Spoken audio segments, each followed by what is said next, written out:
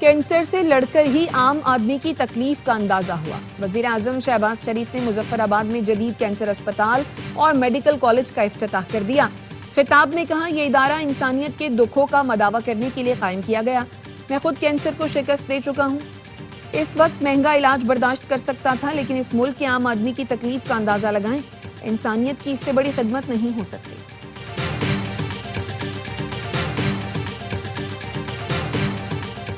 اور چیئرمین پیپلز پارٹی بلاول بھٹو کا P T I کو انتہا پسندی کی سیاست چھوڑنے کا مشورہ۔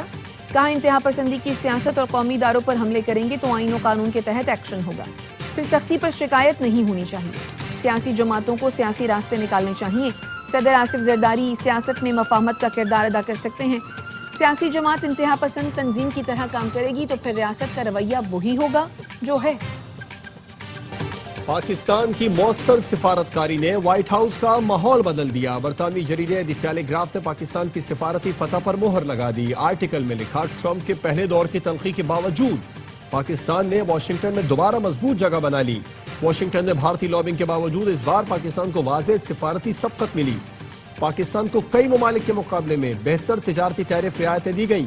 وزیر اعظم اور فیلڈ مارشل سید عاصم منیر کو اوول آفس میں براہ راست رسائی ملی۔ پاکستان نے محض بیانات نہیں، ٹھوس نتائج دے کر اعتماد حاصل کیا۔ پہلگام واقعے کے بعد خطے میں جنگ کا خطرہ بڑھ گیا۔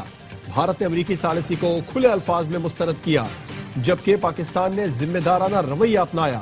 پاکستان کا ٹرمپ کو نوبیل انعام کے لیے نامزد کرنا غیر معمولی سفارتی اقدام تھا۔ وائٹ ہاؤس کو غیر روایتی سفارتکاری سے ہینڈل کیا۔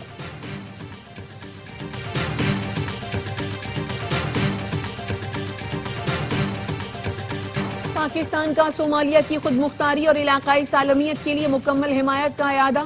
صومالیہ کی خود مختاری کو نقصان پہنچانے والی ہر کارروائی کی شدید مذمت۔ نائب وزیر اعظم اسحاق ڈار سے صومالیہ کے وزیر خارجہ کا رابطہ۔ پاکستان کی مستقل حمایت پر شکریہ ادا کیا۔ صومالیہ کی تحفظات سلامتی کونسل میں اجاگر کرنے کے لیے پاکستان سے تعاون کی درخواست۔ اسحاق ڈار نے پاکستان کی جانب سے اقوام متحدہ اور دیگر فورمز پر صومالیہ کی بھرپور حمایت کی یقین دہانی کرائی۔ اسحاق ڈار اور مصری ہم منصب کا بھی ٹیلی فونک رابطہ۔ دو طرفہ تعلقات میں مثبت پیش رفت پر اطمینان کا اظہار۔ صومالیہ کی صورتحال سمیت علاقائی اور عالمی امور پر بات چیت۔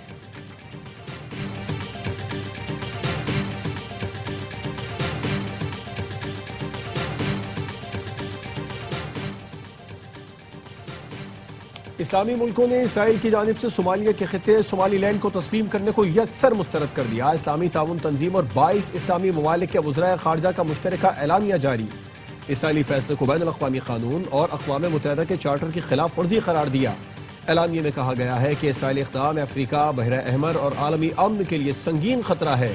اسلامی ممالک نے فلسطینی عوام کی جبری بے دخلی سے کسی بھی ممکنہ تعلق کو مسترد کر دیا۔ فلسطینی عوام کو ان کی سرزمین سے نکالنے کی کسی بھی کوشش کو ناقابل قبول قرار دیا۔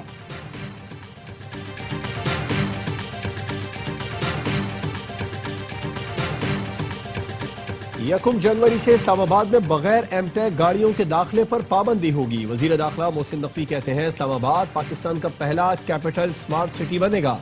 محسن نقوی اور وزیر مملکت ہلال چودھری کا سیف سٹی ہیڈ کوارٹرز کا دورہ۔ جدید ٹیکنالوجی کے ذریعے امن عامہ کے اقدامات کا مشاہدہ کیا۔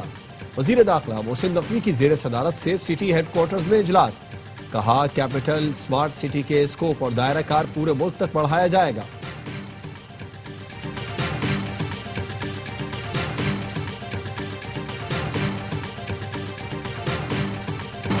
عمران فاروق کو بانی ایم کیو ایم نے قتل کروایا۔ رہنما ایم کیو ایم پاکستان مصطفیٰ کمال کا الزام۔ پریس کانفرنس میں کہا، ساری تفصیل ہمارے پاس ہے، برطانوی عدالت میں پیش ہونے کے لیے تیار ہوں۔ عمران فاروق کے بیٹے لندن جا کر درخواست دیں، استدعا کریں، میرے والد کے قاتلوں کا پتہ لگایا جائے۔ نام نہاد قائد تحریک نے عمران فاروق کی اہلیہ کی لاش پر واویلا مچایا، جو پیسے کے محتاج ہیں۔ میت پاکستان بھیجنے کے لیے انہوں نے دنیا بھر سے چندہ جمع کیا۔ اسکاٹ لینڈ یارڈ میں 6000 پاؤنڈ مانگنے والے کے تکیے کے نیچے سے 5 لاکھ پاؤنڈ برآمد کیے تھے۔ بانی ایم کیو ایم میری قوم اور اس کے بچے کھا گیا۔ ایم کیو ایم میں کچھ ننھے بنتے ہیں، پتہ سب کو سب کچھ ہے۔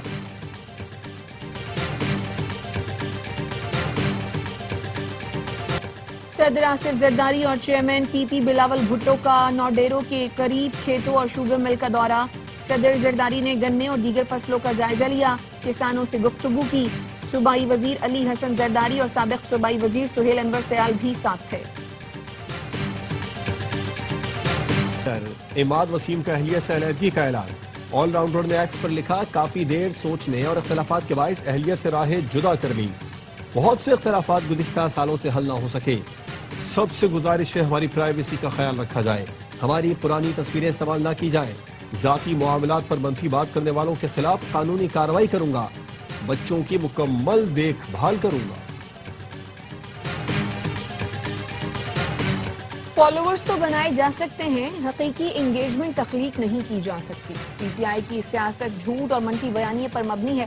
وزیر مملکت قانون و انصاف بیرسٹر عقیل ملک کہتے ہیں بیشتر پروپیگنڈا اکاؤنٹس بھارت سے آپریٹ کیے جاتے ہیں۔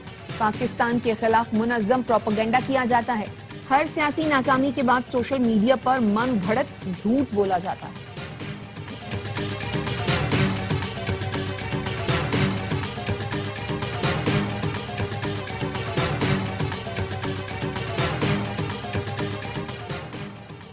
تحریک اور مذاکرات کا اختیار محمود خان اچکزئی اور علامہ راجہ ناصر عباس کے پاس ہے۔ مجھے اسٹریٹ موومنٹ کی ہدایت ملی ہے، وہ کام کر رہا ہوں۔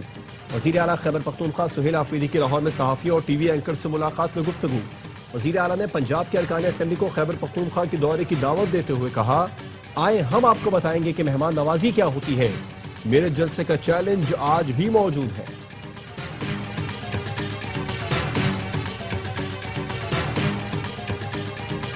ریڈ لائن سے کراچی کے شہریوں کو پیش آنے والی مشکلات کا احساس ہے۔ جولائی تک مسئلہ حل کیا جائے گا، کام ہوتا ہوا نظر آئے گا۔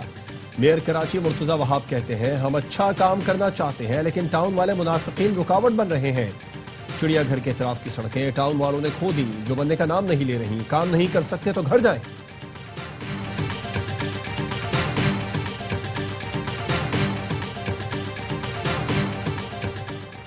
سابق governor state bank Shamshad Akhtar کی نماز جنازہ کراچی میں ادا کر دی گئی۔ اہم کاروباری سماجی شخصیات اور شہریوں کی بڑی تعداد میں شرکت۔ شمشاد اختر گزشتہ روز انتقال کر گئی تھی۔ وہ پاکستان اسٹاک ایکسچینج کی چیئرپرسن تھی۔ شمشاد اختر نے قومی اور بین الاقوامی اداروں میں اہم عہدوں پر ذمہ داریاں نبھائیں۔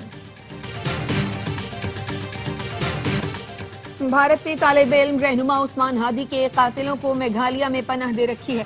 بنگلہ دیش پولیس کا انکشاف۔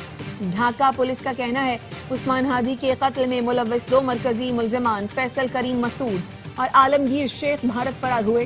عثمان ہادی کا قتل منصوبہ بندی کے تحت کیا گیا۔ 11 افراد گرفتار کیے گئے، جن میں وہ لوگ بھی شامل ہیں جنہوں نے شوٹر کو فرار ہونے میں مدد دی تھی۔ 53 بینک اکاؤنٹس کے دستخط شدہ چیکس برآمد ہوئے، جن کی مالیت 218 کروڑ ٹکا ہے۔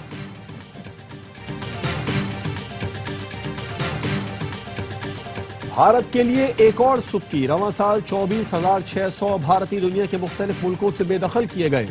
خلیج ٹائمز کے مطابق اعداد و شمار بھارت کی وزارت خارجہ نے راجیہ سبھا میں پیش کیے۔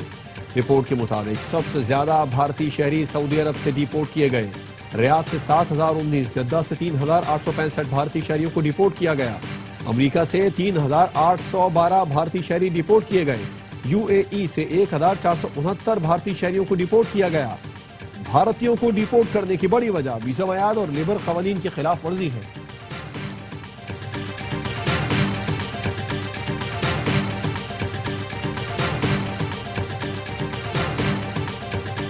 اسرائیل غزہ میں جنگ بندی کی مسلسل خلاف ورزی۔ 3 ماہ سے جاری جنگ بندی کے دوران اسرائیل نے 414 فلسطینیوں کو شہید کیا، 1100 سے زیادہ زخمی۔ شدید سردی کی وجہ سے غزہ میں 14 بچے جان سے جا چکے۔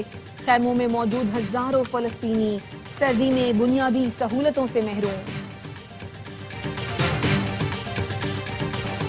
کراچی، لاہور، اسلام آباد سمیت ملک بھر میں بارش اور بالائی علاقوں میں برف باری کی پیش گوئی۔ کل سے مغربی ہواؤں کا سلسلہ ملک میں داخل ہونے کا امکان۔ 2 جنوری تک بلوچستان، خیبر پختونخوا، کشمیر اور گلگت بلتستان میں بارش اور شمالی بلوچستان سمیت بالائی علاقوں میں برف باری متوقع۔